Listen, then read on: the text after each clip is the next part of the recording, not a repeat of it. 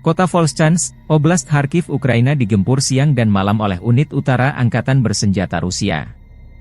Rusia menggunakan pesawat tempur, peluncur roket ganda dan artileri jarak jauh. Kedatangan FAB disusul dengan paket MLRS peluncur roket ganda dan artileri meriam. Para prajurit Angkatan Bersenjata Ukraina yang selamat malam ini tidak akan pernah sama lagi. Demikian keterangan video unit utara Angkatan Bersenjata Rusia 22 Mei. Rusia juga menggunakan drone Lancet untuk melumpuhkan peralatan Angkatan Bersenjata Ukraina di Volchansk. Pasukan artileri pengawal utama, utara, Angkatan Bersenjata Rusia menghancurkan jembatan di wilayah Volchansk.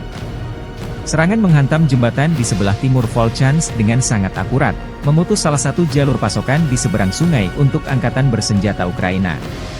Serangan bom Odap 1500 terhadap jembatan memutus pasokan dan suplai musuh di Volchansk. Demikian keterangan video yang diunggah 22 Mei.